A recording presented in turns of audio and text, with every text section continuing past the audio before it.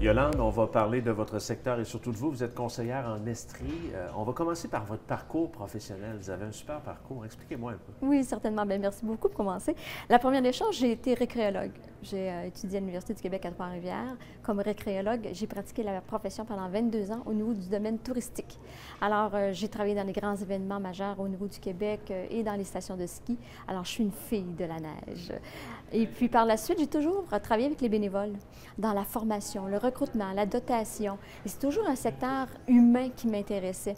Alors, en 98, j'ai décidé de retourner à l'université et je suis allée chercher mon baccalauréat, ma maîtrise en sciences de l'orientation et un certificat en andédagogie pour la formation auprès des adultes avec une idée bien claire. Mettre la meilleure personne au meilleur endroit, dans le meilleur moment et avoir du plaisir au travail. Alors, j'ai travaillé au niveau du déploiement organisationnel, j'ai fait mes études plus accentuées là-dessus. Et par la suite, je suis revenue dans ma région natale, l'Estrie, et puis j'ai rencontré Marie. Et puis par la suite, il était agriculteur. Il me partageait ses réflexions par rapport à la détresse psychologique, les enjeux que les agriculteurs ont à faire face et surtout le transfert, alors que lui-même était en position de transférer son entreprise.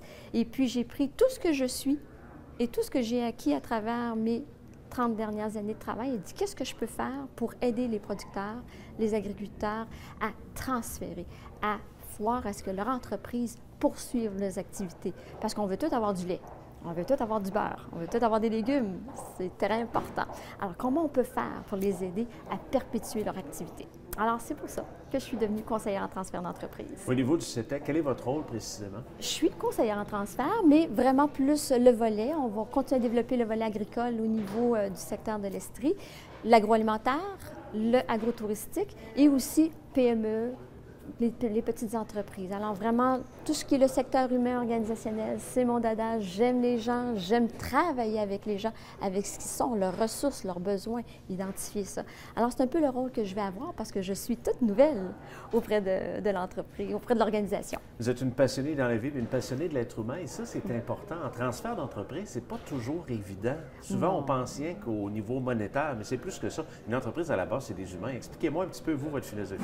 La première question que je pose à mes gens quand je les rencontre, dans la rencontre préparatoire ou la première rencontre, je leur dis « Quelle est votre première question que vous avez à me poser? » Alors, ils me disent « Combien, Yolande, va-t-il me rester d'argent dans mes poches? » Je dis « C'est vrai, c'est une bonne question. » Mais je dis « C'est pas la question que je voulais que vous me posiez. » Moi, la question que je voulais que vous me posiez, c'est « Est-ce que j'ai une relève? » Est-ce que j'ai quelqu'un qui a la même passion que moi et que mon père et que mon grand-père? Et des fois, on a des fermes là, ou des entreprises de 4 ou 5 générations là, autour de nous. Alors, est-ce que cette personne-là est identifiée? Elle a-t-il la même passion que moi à faire perpétuer l'entreprise? Avez-vous le goût que votre entreprise continue ses activités? C'est ça la question, la première question à poser. Puis par la suite, on va cheminer ensemble, on va les identifier. On va identifier les choses. Qu'est-ce qu'il y a autour? Ce qui est bien important, Michel, dans un transfert d'entreprise, c'est qu'il faut consacrer beaucoup de temps à l'humain. L'organisationnel, toute la dimension humaine, on a beaucoup de non-dits, beaucoup de deuil à faire. Hein, on dit en agricole, puis autant dans le secteur, dans tout secteur, les racines sont profondes, aussi profondes que de la luzerne. Et c'est solide. Et quand on vient fragiliser ça, pour nos cédants, c'est très émouvant. C'est le bon mot, émouvant.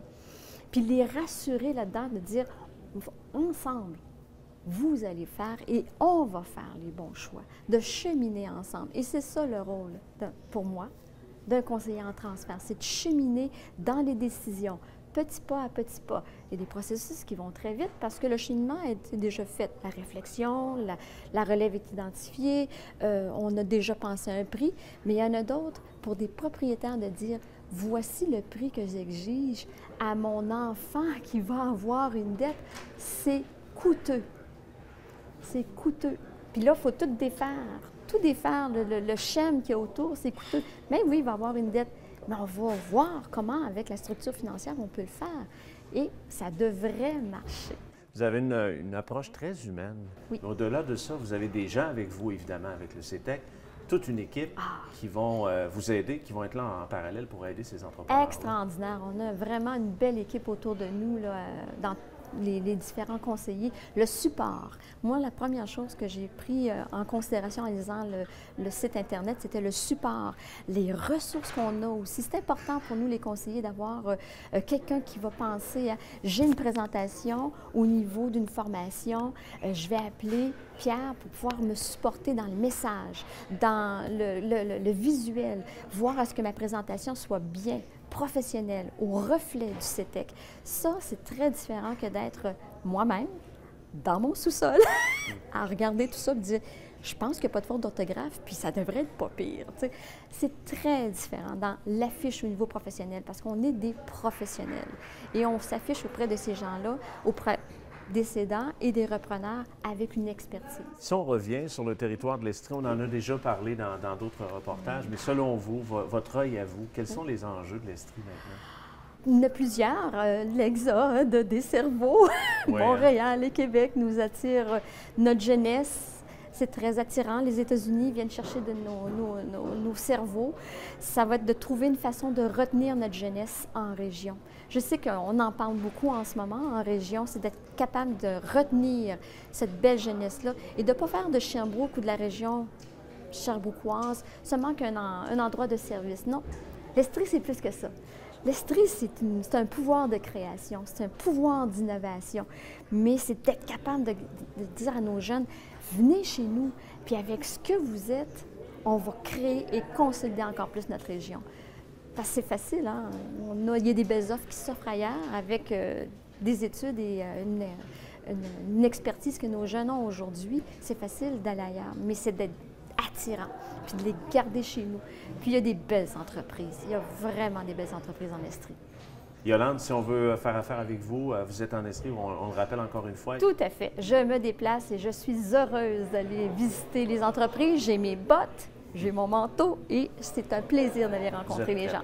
Oh oui, je suis prête. Merci beaucoup, Yolande. Merci beaucoup, au plaisir.